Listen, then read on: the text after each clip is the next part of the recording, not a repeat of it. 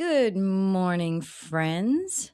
Time for another day of Bible reading. We're reading the Chronological Bible.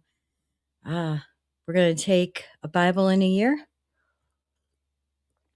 So I just want to, before we start, I walk my dog every morning before we do our Bible readings.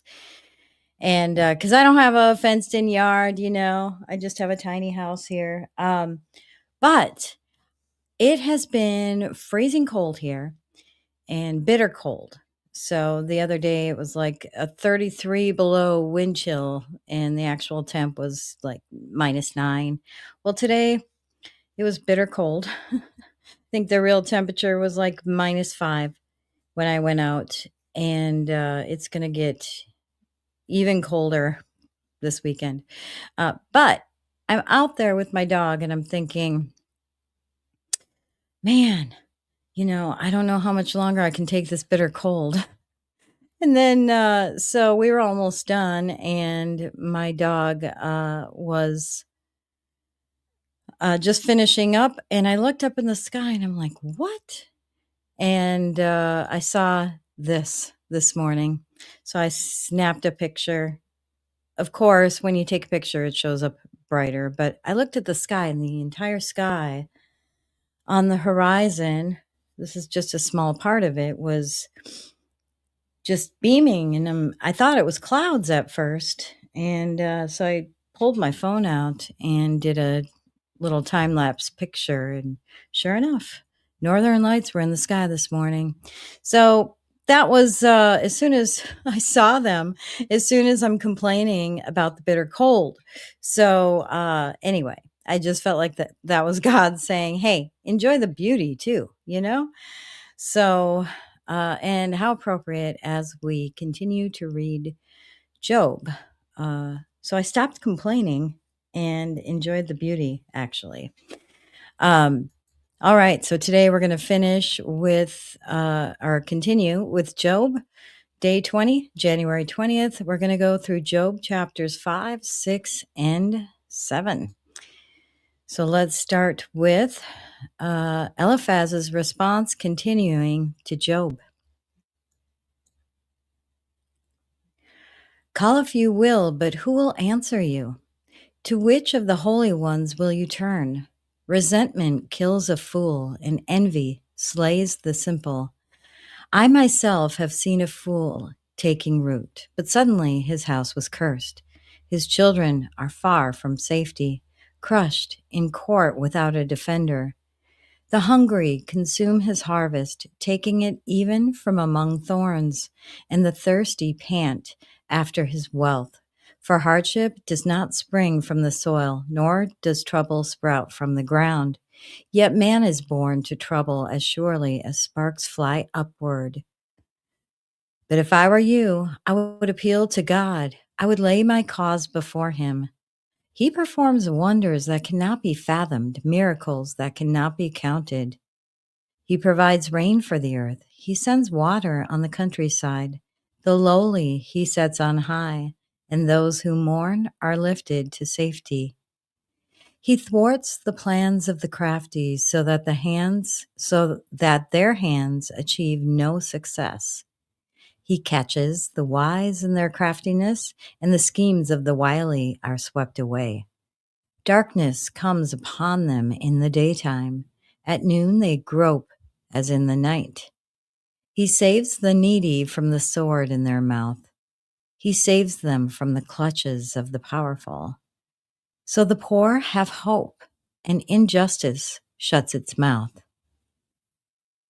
Blessed is the one whom God corrects. So do not despise the discipline of the Almighty, for he wounds, but he also binds up. He injures, but his hands also heal. From 6 calamities he will rescue you. In 7 no harm will touch you. In famine he will deliver you from death, and in battle from the stroke of the sword. You will be protected from the lash of the tongue, and need not fear when destruction comes. You will laugh at destruction and famine, and need not fear the wild animals, For you will have a covenant with the stones of the field, and the wild animals will be at peace with you. You will know that your tent is secure. You will take stock of your property and find nothing missing. You will know that your children will be many, and your descendants like the grass of the earth. You will come to the grave in full vigor, like sheaves gathered in season. We have examined this, and it is true, so hear it and apply it to yourself. Next, Job responds.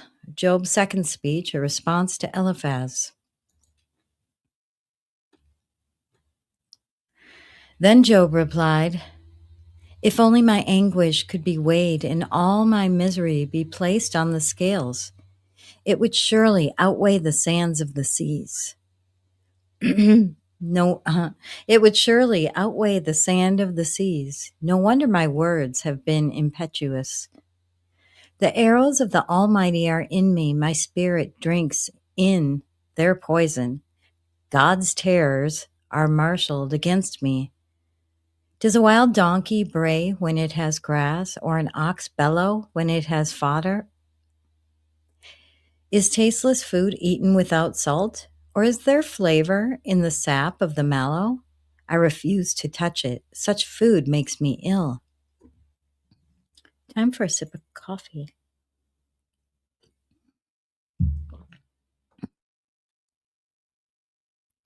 Oh, that I might have my request, that God would grant what I hope for, that God would be willing to crush me, to let loose his hand and cut off my life. Then I would still have this consolation. My joy is unrelenting pain, that I had not denied the words of the Holy One. What strength do I have that I should still hope? What prospects that I should be patient? Do I have the strength of stone? Is my flesh bronze? Do I have any power to help myself now that success has been driven from me? Anyone who withholds his kindness from a friend forsakes the fear of the Almighty. But my brothers are as undependable as intermittent streams, as the streams that overflow when darkened by thawing ice and swollen with melting snow, but that stop flowing in the dry season and in the heat vanish from their channels. Caravans turn aside from their routes. They go off into the wasteland and perish. The caravans of Tema look for water. The traveling merchants of Sheba look in hope. They are distressed because they had been confident. They arrived there only to be disappointed. Now you too have proved to be of no help. You see something dreadful and are afraid. Have I ever said, "Give something on my behalf, pay a ransom for me from your wealth, deliver me from the hand of my enemy, rescue me from the clutches of the ruthless"? Teach me and I will be quiet. Show me where I have been wrong. How painful are honest words. But what do you, but what do your arguments prove? Do you mean to correct what I say and treat my desperate words as wind? You would even cast lots for the fatherless and barter away your friend. But now be so kind as to look at me. Would I lie to your face? Relent. Do not be unjust. Reconsider, for my integrity is at stake. Is there any wickedness on my lips? Can my mouth not discern malice? Do not mortals have hard service on earth? Are not their days like those of hired laborers? Like a slave longing for the evening shadows, or a hired laborer waiting to be paid? So I have been allotted months of futility, and nights of misery have been assigned to me. When I lie down, I think, how long before I get up? The night drags on, and I toss and turn until dawn. My body is clothed with worms and scabs. My skin is broken and festering. Can you imagine what Job went through? I previously wondered, how long did he suffer for him to still praise God and yet complain about what he's been going through? And now, actually, I just noticed here it says, I've been allotted months of futility. So he was suffering for months. Imagine that. Um, I just a quick side note. I actually suddenly came down with a case of eczema, and it was the kind of eczema that was on the bottom of your feet and the palms of your hands. And I suffered for months, and it turned raw and painful, and I couldn't even hardly walk. So I thought about Job during that time. I actually healed myself. I didn't heal myself. I should correct that. I was healed through discovering God's food. So, but I eat more naturally, and I ended up being healed. But I thought about Job during that time because I could barely walk. I was in so much pain. I couldn't imagine my whole body being covered, and for months and months. So imagine what he was going through. How would you react or think of God, or um, would you have patience if you went through months and months of suffering?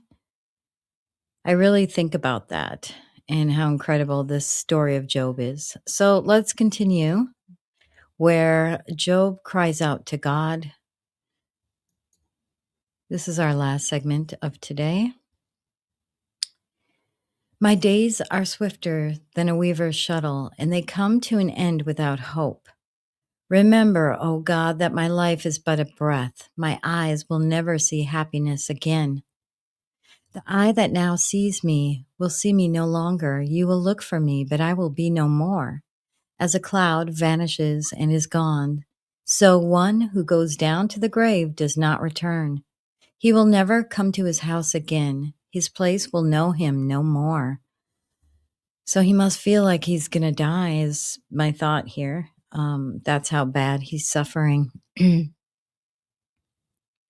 Therefore, I will not keep silent. I will speak out in the anguish of my spirit. I will complain in the bitterness of my soul.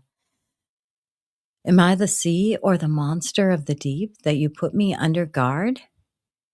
When I think my bed will comfort me and my couch will ease my complaint, even then you frighten me with dreams and terrify me with visions, so that I prefer strangling and death rather than this body of mine. I despise my life. I would not live forever. Let me alone. My days have no meaning. What is mankind that you make so much of them, that you give them so much attention, that you examine them every moment and test them every moment? Will you never look away from me or let me alone even for an instant? If I have sinned, what have I done to you? You who see everything we do? Why have you made me your target? Have I become a burden to you? Why do you not pardon my offenses and forgive my sins? For I will soon lie down in dust. You will search for me, but I will be no more.